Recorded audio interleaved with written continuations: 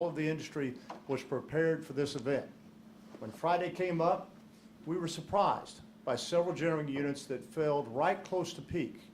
Absent that, there would not have been a conservation request. There would not have been probably much communication that had gone out because it would have been a normal Friday that was very hot. But with those 6 generators tripping off between about 12:30 and 4 o'clock that afternoon, it became apparent that we needed to take action. Now, our action on conservation is something that I hope that each of you will understand. Conservation is a good thing. Conservation is what we should do every day in our lives. Conservation is how we treat our use of water during the summers. And when it's very hot, I hope that each of you will turn to conservation as a way to both lower your bill as well as to help all of us in the market. And that's what we called for. In the past, we would call for conservation at the last moment, or even beyond that, when we were already into an emergency condition. But now we're moving conservation up early because we know that all Texans can help each other and help the grid to be even stronger.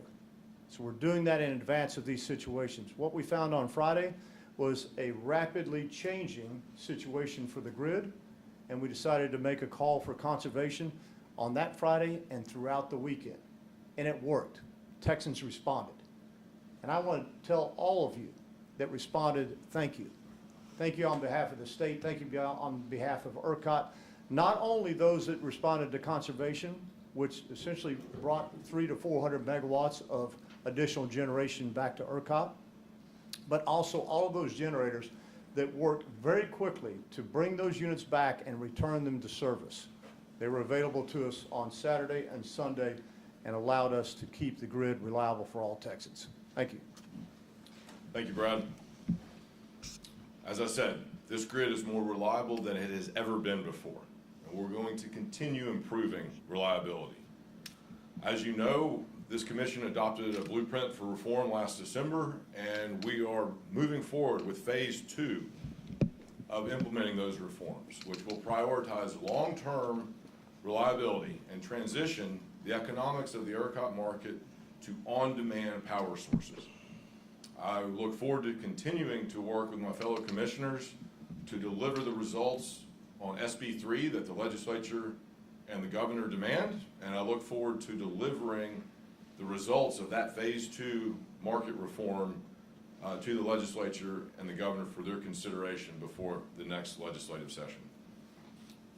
At this point, we're happy to take any questions. How can you ensure the power will stay on this summer when we've already seen power plants trip offline due to heat, especially this weekend? Maintenance windows have shortened as a result of you canceling maintenance because of this recent heat. I know the lights are going to stay on because of all the reforms we've put in place, and because that when we do encounter challenges like we saw last weekend, the multiple reforms are complementary and build off of each other to create even greater reliability. And that's how we know we can keep the lights on this summer. Chairman Lake, we've been trying to get an interview with you or your office or another commissioner for the last 6 weeks. We need more transmission lines, and you guys are doing a lot to expedite that process. So how many lines do we need in addition to what's underway now? How long do you expect to relieve the congestion in places like Houston? And then what are you actually doing to make sure that the landowners are actually listened to beyond just them coming to the PUC meetings? This commission took swift action last summer in advancing a large transmission line out of the Rio Grande Valley to connect that generation to the rest of the state and also ensure that those residents have access to other parts of the state's generation access. So that was swift action by this commission, utilizing a part of statute that had never been used before, unprecedented action to ensure reliability by building these new transmission projects. In addition, we're in the process of implementing new legislation that accounts for more variables in addition to economics, costs, and reliability to enhance our transmission planning and processing. That's in process now, but like all transmission projects, they're large and they take a long time. What about the landowners, sir? Landowners are an important part of transmission planning, and they're a key part of this. routing transmission lines is always a tough balance between those landowners' rights and concerns and the need for the state for reliability. And this commission is very diligent and thorough in balancing all of those considerations in every transmission case we consider. When we talk about setting new demand peaks almost every summer for the next 10 years, it makes sense because, you know, Texas is growing, we're going to continue to set new records. The governor's office has stated that Texas has 15% more power generation capacity this year compared to last year. Would you mind just kind of walking us through what exact generation forms that's come from? Is that coming from renewables? Is it coming from thermal? Just kind of outlining the specific generation that Texas has been able to add this past year alone. In just some round numbers alone, we have roughly, by the end of this year, we'll have roughly about another 9,000 megawatts of solar. In addition, we'll have, I said that wrong, but we'll have 7,000 megawatts of solar. In addition, we'll have another 2,000 to 3,000 megawatts of wind generation and about 1,000 megawatts of natural gas generation. So you can see it's coming from a broad spectrum, but much of that additional generation is from the renewable side. And I do have a quick question about the communication from this past weekend. On Friday, I know you were explaining that this was kind of a precautionary ask for conservation, but the language was pretty similar to previous conservation alerts. I was just wondering if, first of all, there's any concern that prematurely asking for conservation going forward could maybe urge Texans not to conserve, and maybe, you know, we didn't get another update from ERCOT itself on the Twitter accounts or on the website at all through the weekend. The only thing that was posted was on Friday. So do you think that communication could be maybe a little more clear going forward, especially, again, we're already setting records here in May. Do you think that communication could be a little more clear? Communication can always be better. I agree. So we're looking back at that communication that we put out and making sure that we refine that language. I even stumbled over a second ago. This wasn't a conservation alert. It wasn't a conservation appeal. It was just a request to Texans to help us out over this weekend. So it wasn't that we're in a dangerous situation at all. It was to make sure that we're doing everything possible to keep the grid reliable. So we need to improve that language, and we'll commit to that. In addition, I think it would be good for us to have a communication at the end of one of these cycles to make sure that we respond, let everyone know where we are, and kind of give some feedback to what the response was like. And as I mentioned earlier, we saw roughly 300 to 400 megawatts of response out of Texas, and that is a great number for us to see. So that's why I was expressing my thanks earlier. Thanks for the question. I was going to say too, because ERCOT very clearly outlines on its website normal conditions versus conservation alert versus emergency levels. Do you think in the future, in a press release, maybe it could be included like what level we're currently at to just again make it more clear how dire the current situation is? Good. That's a very good suggestion. I appreciate that. And the important part is that this time we didn't wait until the emergency to request for conservation. 2-3 years ago, that would not have been the case. This is part of ERCOT being and the PC being more proactive, more communicative with Texans to make sure that everybody knows the situation on the grid and what they can do to help ensure reliability. Do you know why those 6 generators went offline on Friday and how that can be prevented as we expect more high temperatures?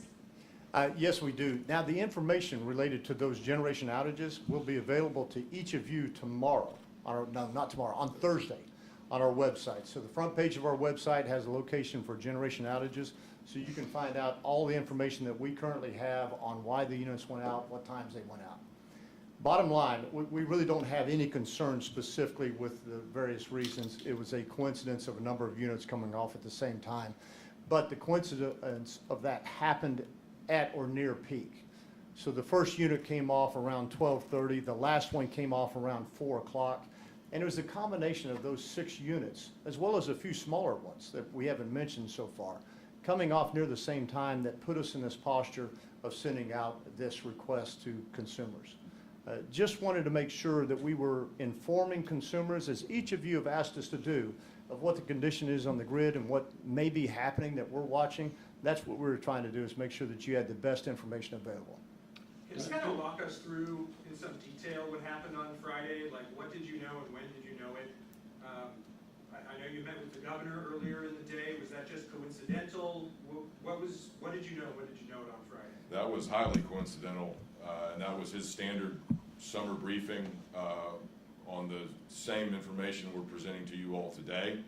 And the turn of events with the tripping generators was something that developed, like Brad said, over a period of hours. 12:30 was the first one. Of course, one generator is not a problem. The second one was a bit later. Brad can go through the timetable on that, but it was completely unrelated, and as we saw, a cascading sequence of events over a period of hours. Certainly not a discrete event at a moment in time. And the key to what the chairman's talking about is that we suffered that type of a problem, and yet the condition of the grid did not go into any of our alert statuses. One of you mentioned, our different alert criterias. It did not go into an advisory, did not go into a watch, did not go into an emergency alert, because we had prepared. So you asked for a sequence of events. We started about a week ahead of time, calling on generators to see if we could get their generation outages moved to a different time, making that additional generation available to everyone. By the time we arrived that morning, we've been meeting and talking with the chairman and other commissioners about the condition of the grid entirely throughout the week, making sure they understood what we were going to see that afternoon. We all felt very comfortable with what we were going to see that afternoon. Then when these generation outages occurred, because of that level of comfort, because of that preparation, because we are bringing on more generation reserves than we ever have in the past, that level of units coming offline did not create a condition which put us into any of those criterias for emergency. It's because we're taking these advanced actions. Fall below 3,000 megawatts at one point? So our PRC, excuse for those of you that I need to explain this, but our physical responsive capability, which is the amount of generation that we could get in a short amount of time. It doesn't mean all of the generation that's available, but what can we get in a short amount of time? It did fall for just a few minutes below 3,000 to 2985, I believe was the number. But it was back within 30 minutes, and so it did not create a concern for us. It was back within 30 minutes because of the additional reserves we procured, that margin of safety. That's where we're able to deploy that. And those are the redundant layers that we're talking about, and how these reforms complement and build on each other. Does what happened on Friday call into concern just the overall approach to the grid, this idea of operating it conservatively? Is there some truth to the notion of, you can have too much in reserves and you're pushing the plants that are online too hard? Is there any indication that's what happened? The outcome of the events on Friday is a testament and endorsement of the reforms that have been enacted as a result of SB 3, and a stark demonstration of how effective they are when faced with the combination of not one negative impact on the grid, but three.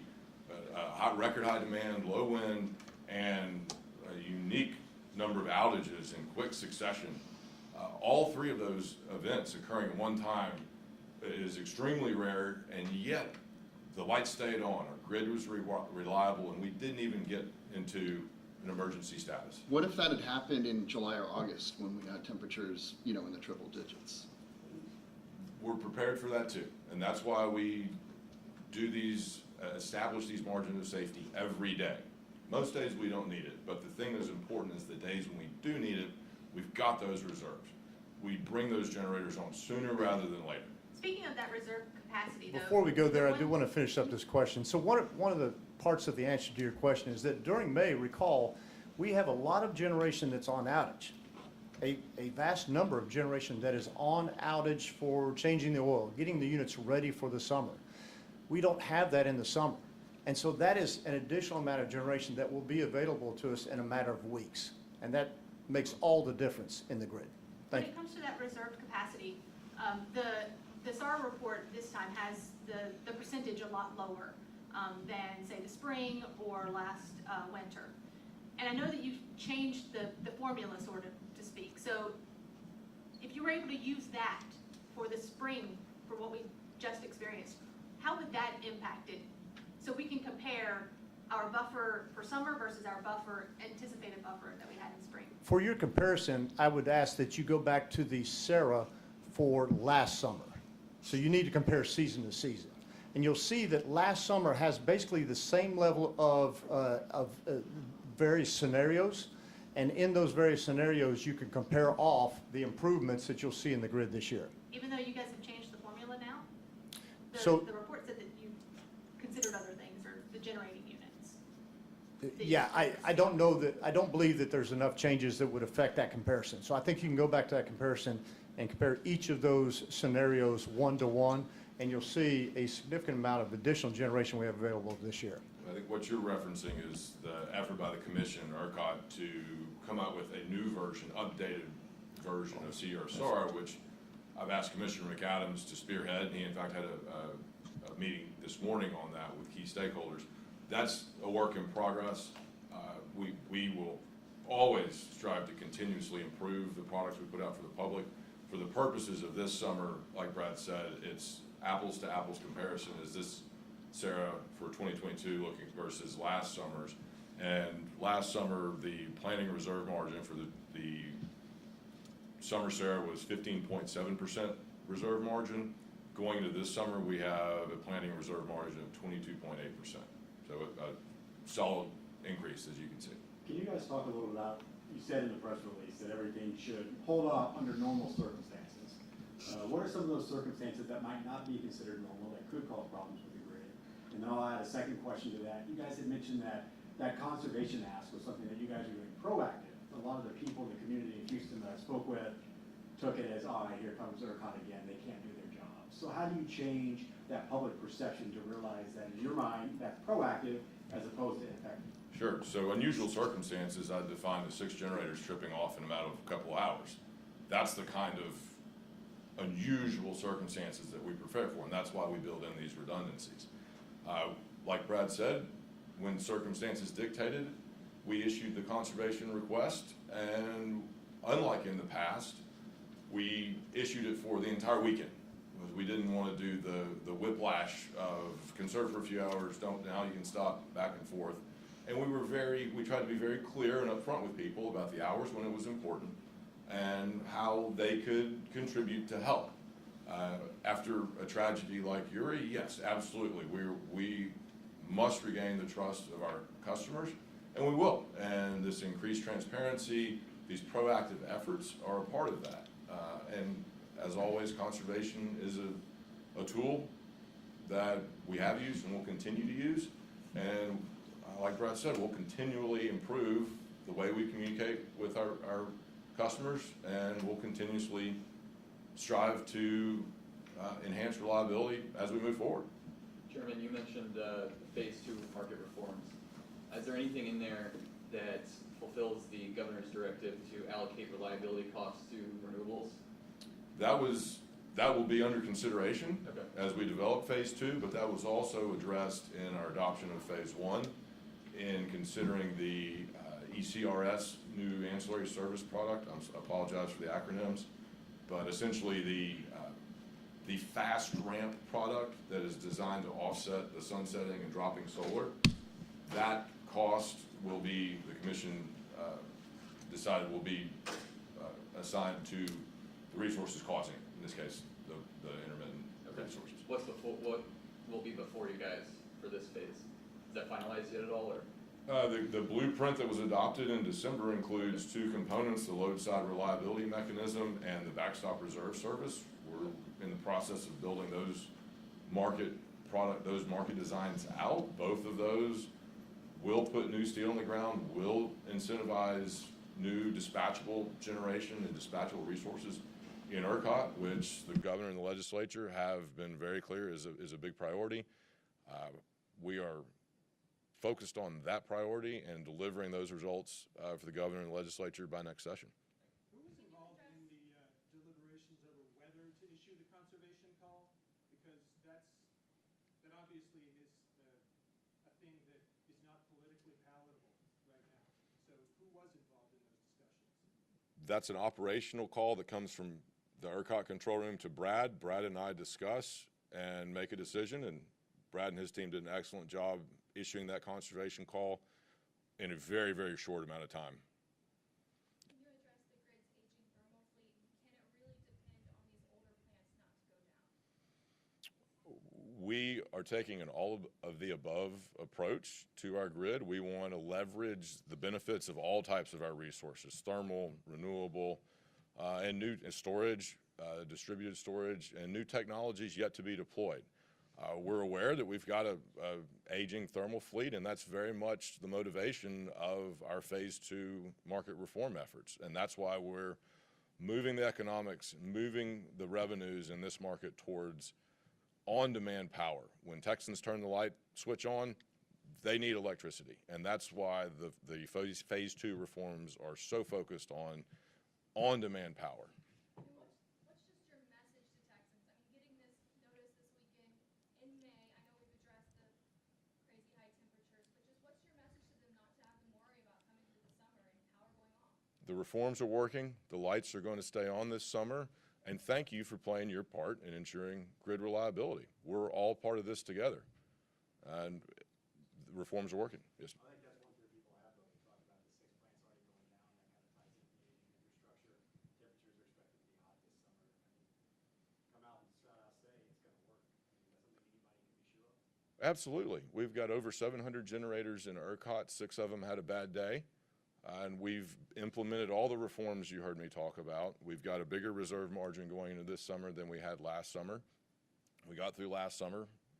We got through last winter. And we're going to get through this summer. We're better prepared than we ever have been before. This grid operator and this team is doing a great job managing for reliability first rather than crisis-based business model. And so that's how we can say with absolute confidence to Texans that the lights will stay on this summer. When you talk about, Mr. Chairman, can we take some questions on we got some reporters who are participating remotely. Josh is our moderator on the line. Can you take some questions on there? Any questions, Josh and company? The instructive we have right now, anybody on the phone, you have a question, press 1 and 0 on your telephone keypad.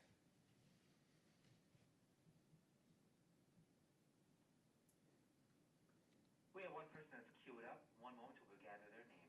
But once again, if you have a question, press 1 and 0 on your telephone keypad.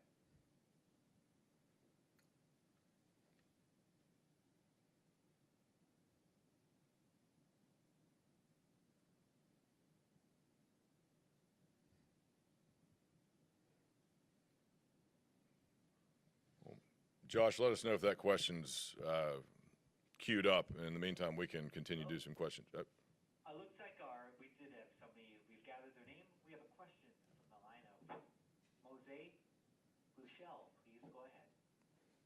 Yeah, hi there. Thanks for taking the question.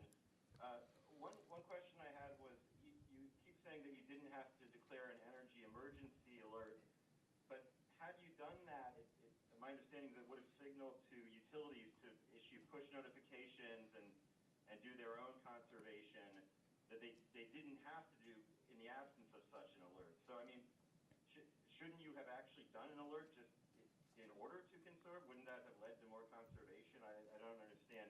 You might not have reached the threshold, but if conservation was the goal, wouldn't that have made more sense? Yeah, we didn't feel like we needed to go to that level, Mose. What we did do is several of the utility partners called us and asked us, and we didn't ask any of them to take that next step, but we did indicate to them that it was on their own decision-making if they decided to take that next step. Many of them did, but we didn't issue the full conservation alert because we didn't feel like it went to that level of necessity.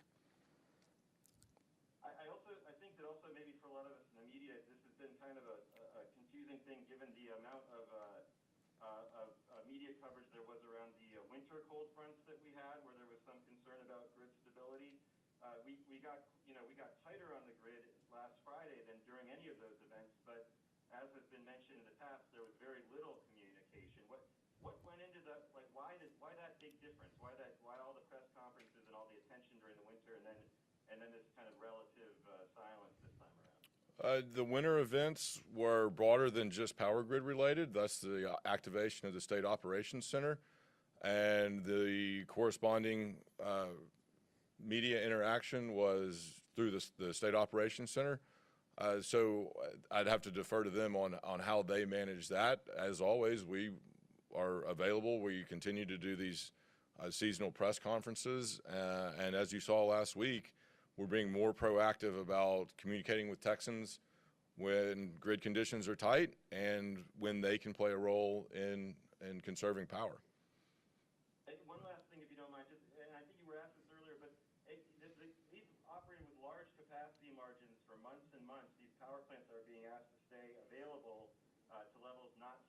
before the last big blackout.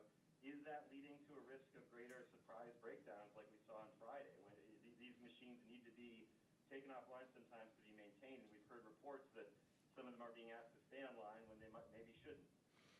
No concerns at all. Power plants staying online is part of our additional reserves. And like I said, we do that every day because we never know when we'll need that additional margin of safety. We needed it on Friday, and it was incredibly important to have at that moment in time. So we'll continue to maintain that margin of safety, but we're also continuously working with our generators to ensure that they can take adequate maintenance outages, and most importantly, that the ones that work with ERCOT, like Brad mentioned, the generators who delayed outages to be ready for last Friday, we're ensuring that ERCOT prioritizes those generators to make sure that the ones that run when we need them the most are in front of the line for maintenance outages, so all of our generator fleets are ready for this coming summer.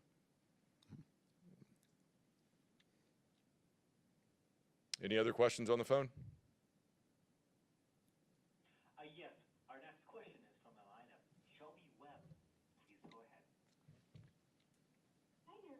Speaking about the extra reserve generation that ERCOT has been purchasing, how much is that costing ratepayers compared to previous years, and what can we expect to see for the rest of the year?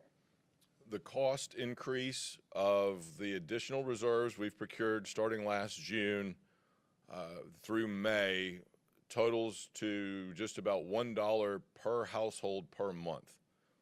So Texans for $1 per month are receiving a vastly more reliable grid to ensure that the lights stay on. Could you give me an exact dollar figure for that then? Is that, what are we talking, $40 million? I don't have the total dollar figure in front of me. I think it's roughly $380 million that calculates out to 99.5 cents per household per month. Well, continuing that going on, are those prices expected to increase as we go through the summer and continue to purchase more reserve?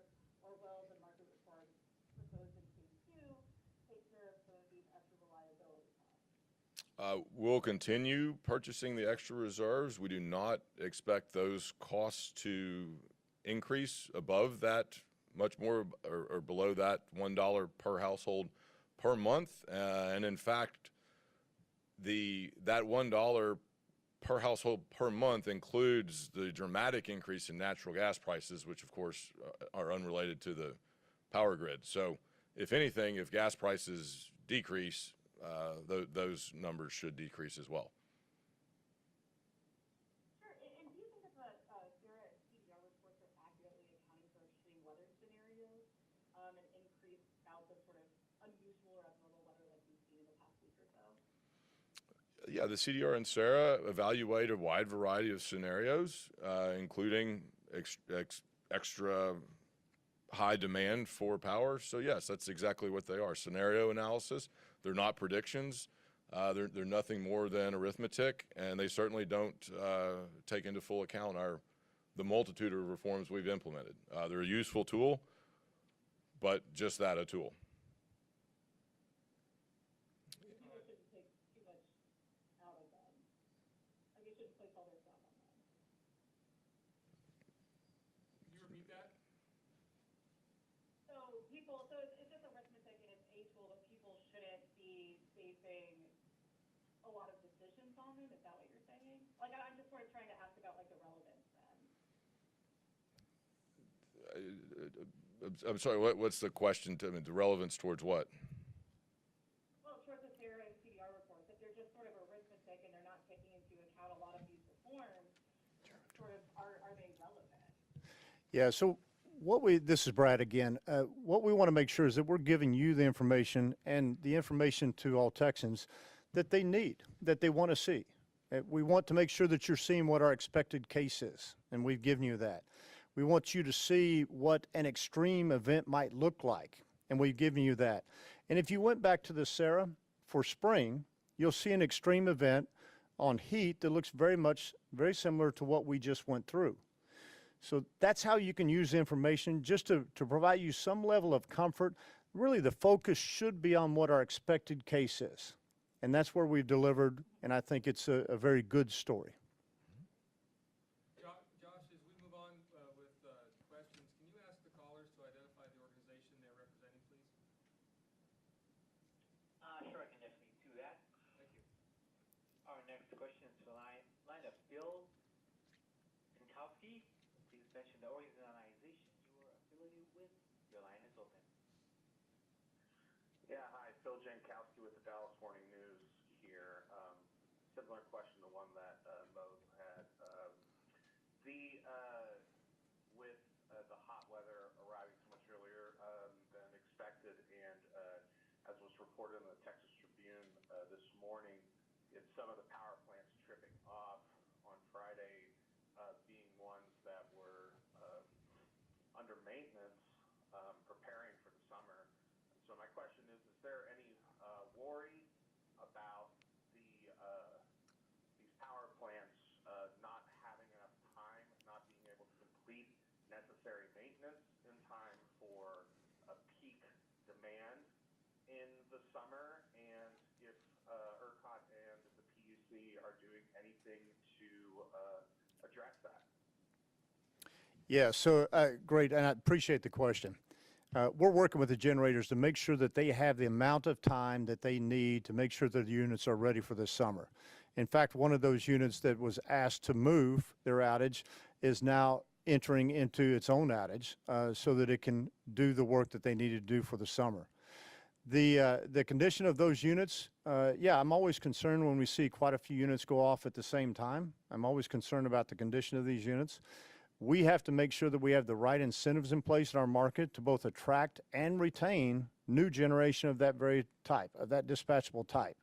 And so I know that the chairman is working on that through their phase 2. All of the commissioners are working on that effort through phase 2. And we're working to make sure, as you asked, that generators have the outage time they need to get their equipment in good shape for the summer. Thank you. And importantly, Phil, I'll note that as ERCOT takes control of the outage schedule, that their proposed methodology for next fall provides 15% more time for outages than were actually taken last fall by these generators. So there'll be, in fact, be more time for outages, not less. We're just making sure the outages don't all happen at once. And if I may, I've got another question. I just wanted to see if, because as Brad had reported about a month ago or sometime last month, cryptocurrency being, on such a rise and planning to add tremendous amounts of demand to the grid over the next couple of years, is there, is that part of what goes into this SARA report, and do you guys have any concern about this continued added demand from a very electricity-intensive process? Thank you for the question. So we have roughly about 300 to 400 megawatts of cryptocurrency in Texas today. We did check their performance throughout this event. They performed admirably, as we would have expected them to. And so from that perspective, we don't have a concern.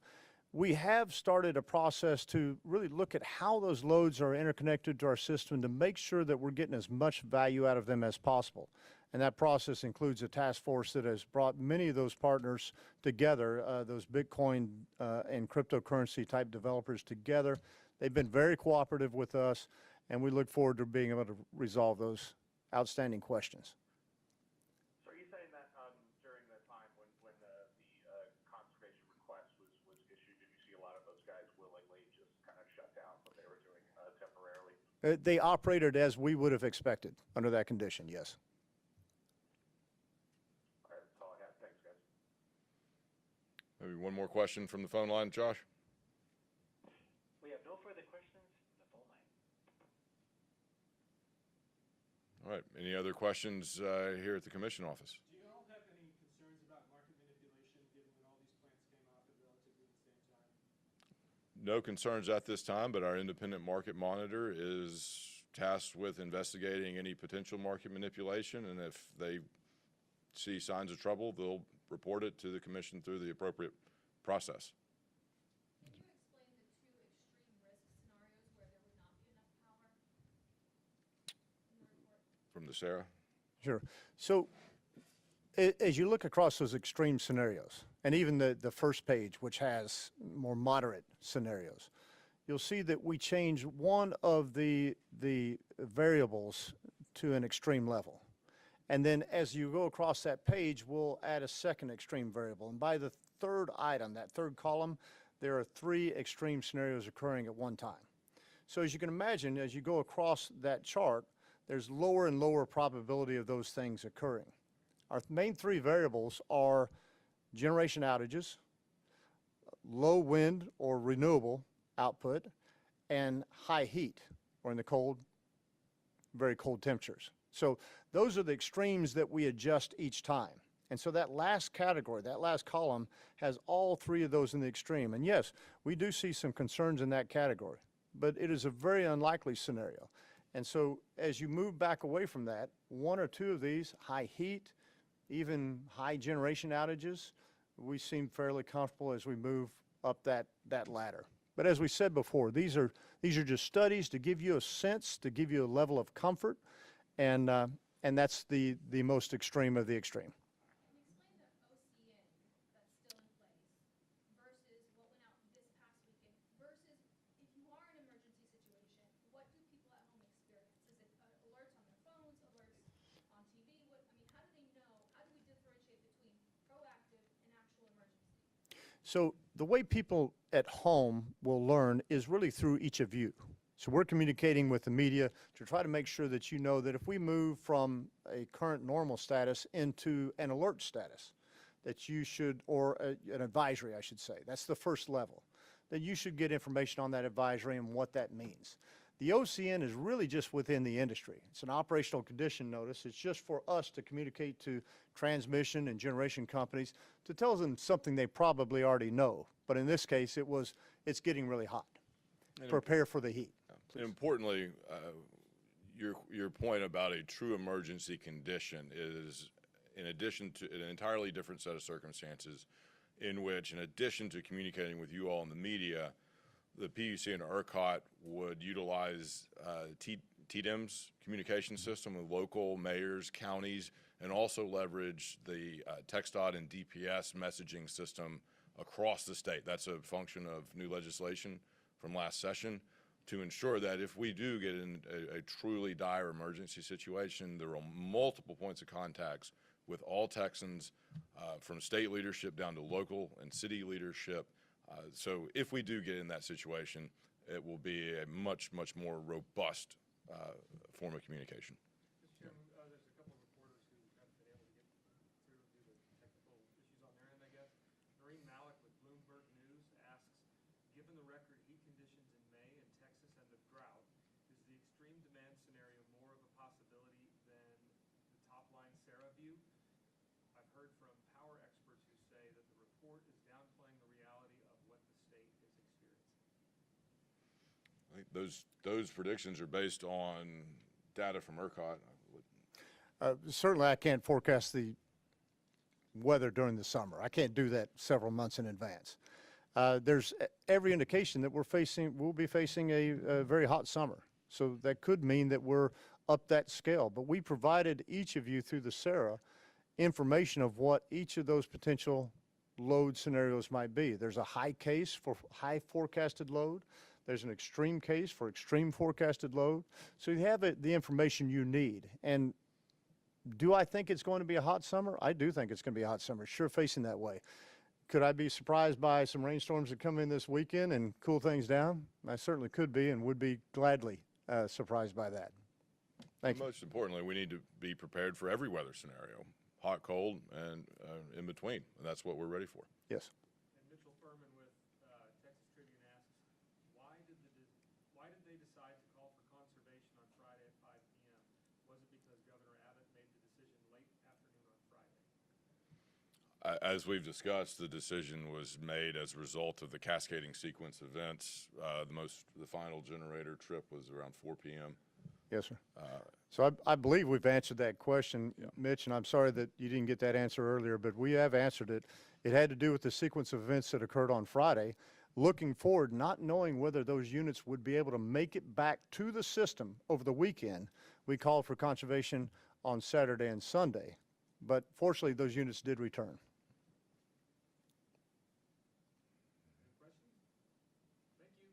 Thank you all. Thank you.